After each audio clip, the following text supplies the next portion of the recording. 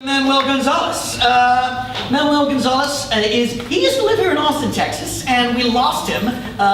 Because he teaches creative writing. He's a celebrated teacher. He's a celebrated writer. He happens to be a screenwriter, though he doesn't talk about it much. His book, The Regional Office is Under Attack, was optioned for a film. We're going to get to see it on the screen, which is good, because I never quite got through it.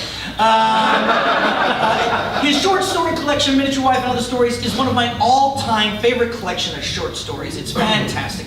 And I wish that I had his wit so I could insult him in the way that he tries to insult me to build himself up. But I just adore the man too much. He also makes a damn fine pie. So if you get a chance to eat his dessert, read his work, or just hang out with him, then consider yourself a blessed human being on this sometimes hellish earth. Would you please put your hands together for the one, the only, the returning lost prodigal son of Austin, Texas, Manuel Gonzales!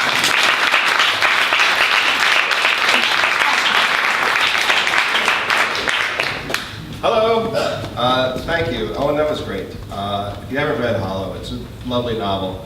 I read it in drafts and was very quick to pick it up when it was published. Also, his short stories are good too, and he's celebrated and whatever.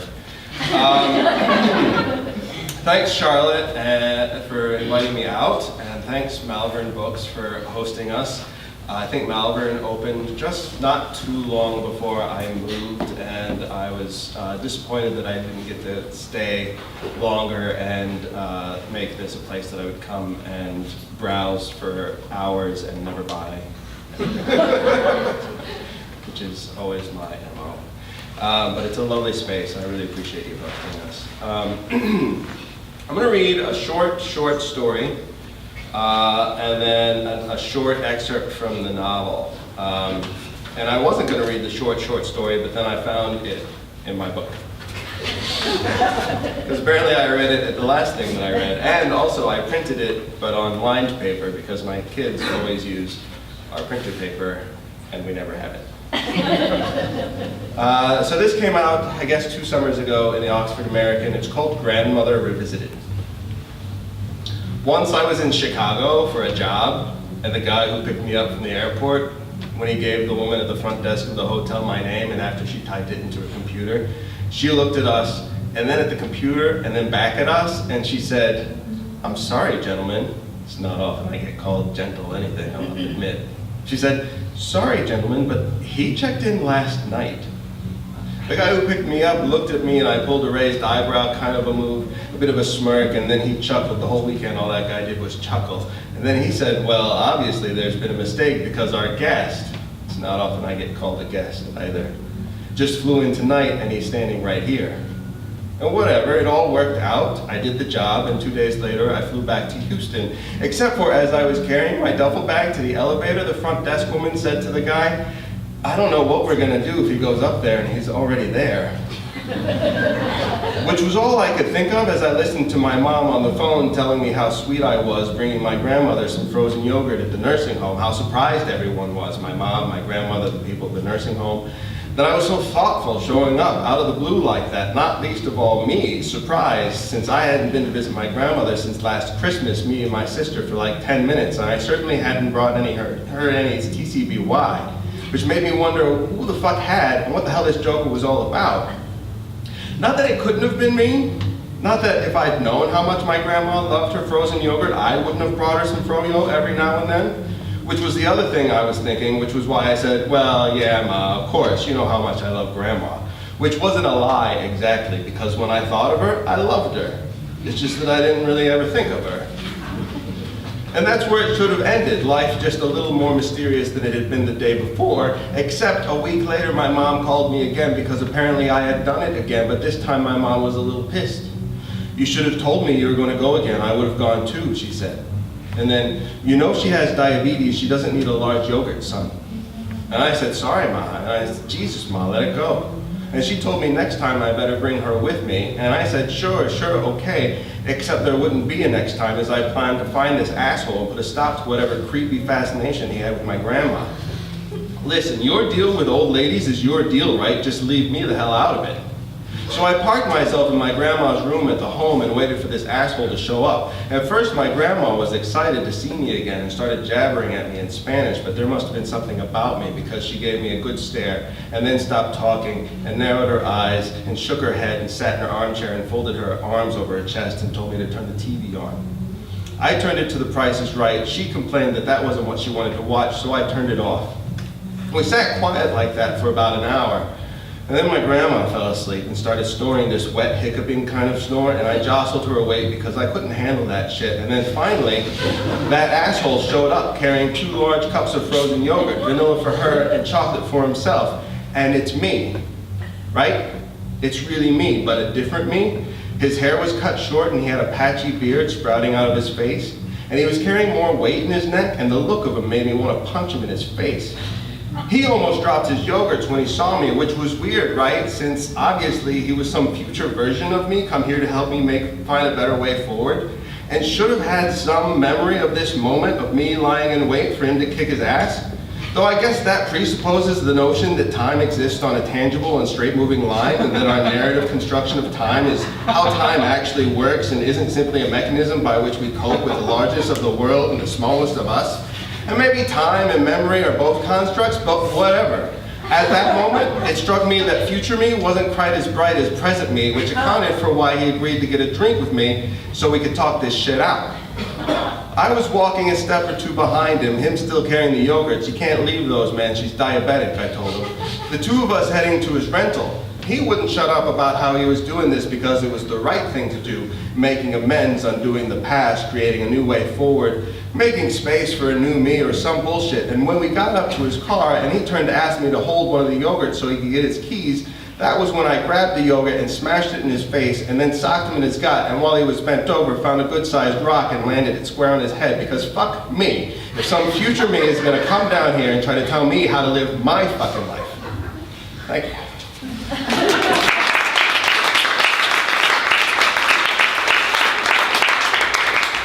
So this is the regional office is under attack.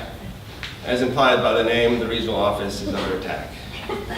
The regional office trains at-risk young women to fight the forces of darkness as they threaten the planet at nearly every turn. And then one day it is under attack. It follows 2 main characters, Sarah, who has a mechanical arm and works for the regional office, and Rose, who is recruited by those who are attacking the regional office. And this is an early part of Rose's story. It's not very long. There's a writer who, during one of her readings, she said, as soon as you hear the word horses, you will know that you're halfway through. And I keep wanting to say that, knowing that I never use the word horses. But I won't. When Henry and Emma had first found her, Rose was running from a couple of assholes, Ackert and Schrader, who were in hot pursuit of her on their 4-wheelers because they'd walked up on her pouring eye drops into the water bowls of their mangy yellow country dogs. It was their own fault, Ackert's and Schroeder's, not the dogs, for spreading lies about her all over school after Ackert cornered her late one night near the courthouse down on the square and told her to suck him off, and she told him she'd rather do one of his sorry dogs before she did him, and then she kicked him hard in his nutsack. She ran then, too, pushed forward on adrenaline and an electric kind of fear, her heart bounding inside her head. She was surprised, not at what Ackert had done, word was he'd been making the rounds of all the freshmen and sophomore girls, but that she'd been able to think of something smart and mean to say in the heat of the moment, which she had never been able to do before that, and then for kicking Ackert in his balls. For a short time after, she mistook herself for the kind of girl who could take any shit dished out. And she sure as hell wasn't the kind of girl who'd let an asswipe like Ackert go besmirching her good name. But just now, as Ackert and Schrader caught her eye dropping their dogs and started coming for her, Rose had seen in their eyes a serious and unsettling look of anger. But worse, a kind of glee at the prospects of what they might do to her. This got her to running, fast and hard, but not as fast or hard as she could have because her feet were hitting the pavement weird because of how even in late September it still felt like summer and the pavement was hot and she had lost her flip-flops and the roads in her shitty town were, well, shitty and full of rocks and divots and cracks. She'd slowed Egerton Schrader down with a couple of rolled trash cans, and then by cutting through the Hunt's backyard, but she could hear them behind her. And now she was heading out of the neighborhood and around the next bend into open country, baseball fields mostly, where she was pretty sure they'd have no problem catching up to her. As she rounded the bend, she looked over her shoulder to see if she could see them yet, and turned her head back around just in time to see a pickup truck heading right for her.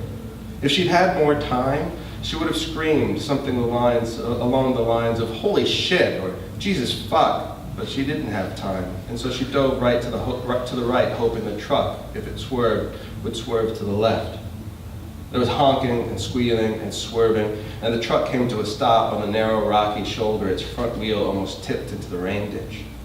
When the dust had cleared a little, the man driving, if you could call him a man since he seemed just a few years older than Rose herself, rolled down his window, about to say something, probably along the lines of, "Are you okay?" But Rose got there first. "Why don't you watch where the fuck you're going?" she yelled. "Me? You're yelling at me? What the hell, kid? Why the hell are you running down the middle of the goddamn road?" Except by the time he'd finished asking his question, she'd walked herself to the passenger side of the truck, opened the door, and slid herself inside. Then she gave him her best smile, which was a good smile. She'd always had a good smile, and said, taking a deep breath, "About that." She told him briefly, sort of what she'd been doing, and why. And then she told him how it had been a harmless fun, and anyway they were assholes, and they both got what was coming. He pulled the truck back onto the road just about the time Eckert and Schrader came tearing around the bend, and Rose would be lying if she said she hadn't enjoyed the look of shock on their faces as they swerved hard to round either side of the truck and then spilled their four-wheelers into the rain ditch. She rolled the window down quick and stuck her head out and yelled as loud as she could, "Fuck you, jack-offs!" And then she plopped herself back into the seat, smiled her good smile again, and turned to the guy driving, who she realized hadn't told her his name yet. And she said, "So?" He looked at her out of the corner of his eye. "How old are you?" he asked. "Why, how old are you?" He smiled and shook his head again and said, "Never mind." She looked at him closely then. He wasn't ugly exactly, but he wasn't good looking either. His features, when taken individually, his nose, his lips, his eyes, his ears even, were nice enough, but put together they didn't seem to match. Rose didn't care. She wasn't going to marry him, she was just using him for a ride. "My name's Henry," he said. He waited for her to say her name. She could feel him waiting. Then when she just looked at him, he said, "So where am I taking you?" "I don't know," she said. She wasn't ready to give her name just yet, but she wasn't ready to get out of the truck yet either. "Where are you going?" "Well, in a second I'm going to have to get gas, but after that I'll take you back home. Sound all right?" She shrugged. "Whatever," she said. And then she leaned her head back against the seat and closed her eyes. She opened her eyes just in time to see two girls she knew standing on the side of the road looking over something dead on the pavement, giving it serious consideration. "Hey, wait a minute," Rose said. "Pull over real quick." Then she leaned out of her window. "What the hell are you girls doing?" The taller girl, Patty, looked up, squinted, crinkled her nose. "Hey, Rose, we were coming to get you." "What is that?" she said, nodding at the thing dead in the road, pretending like she didn't care that fucking Patty had given Henry her name.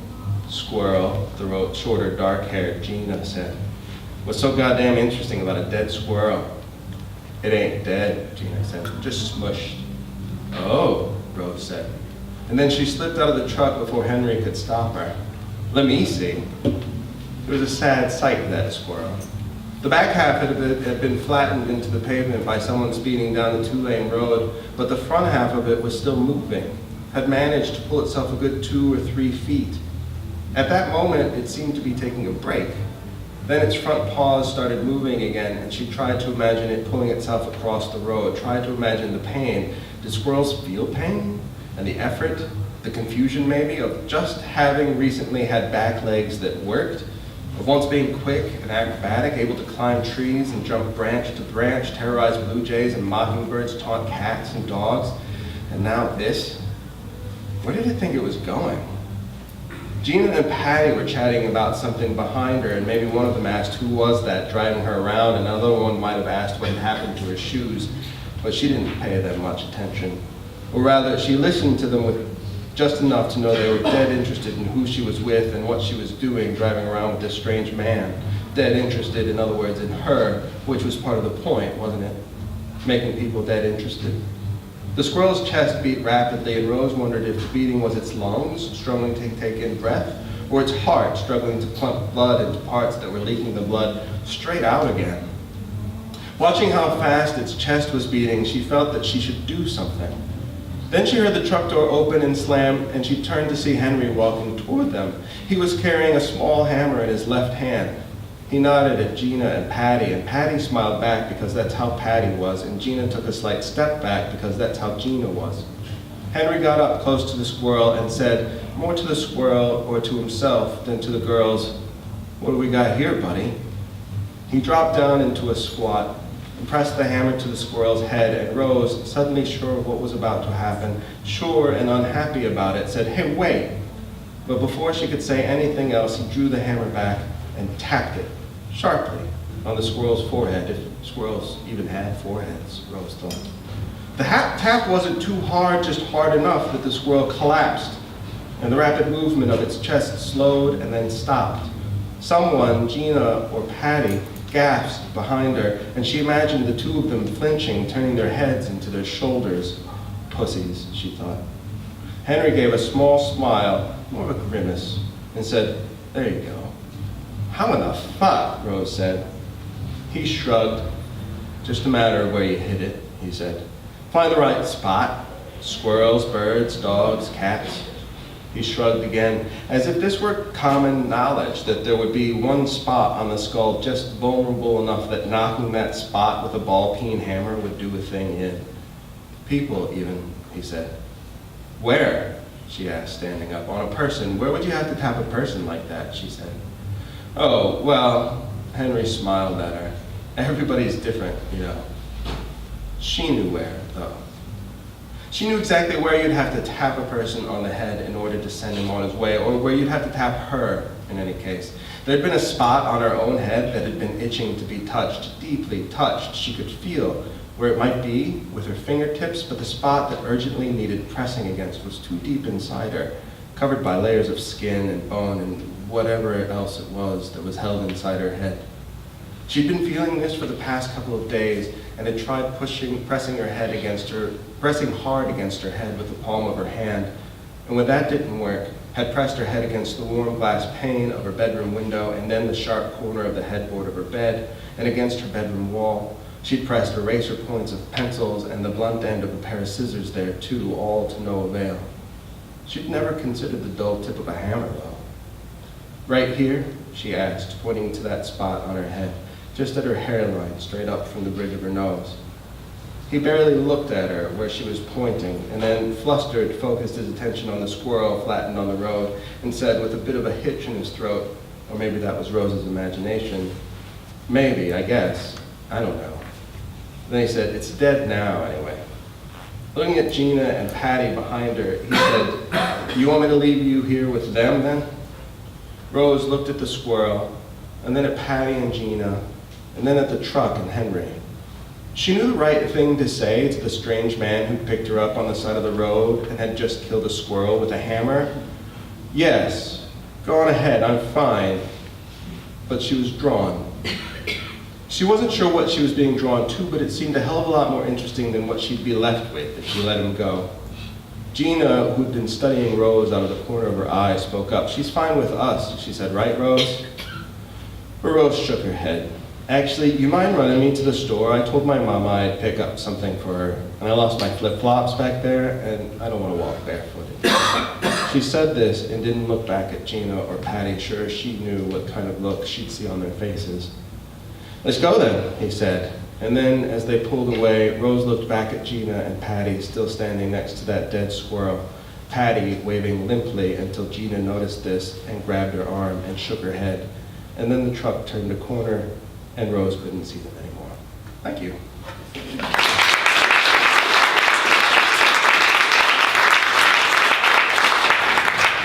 Sorts of shit's falling out. So now I think, if memory serves me correctly from what we talked about 30 minutes ago, Owen is going to come up here also and we're going to have a Q&A. Is that what's going to happen?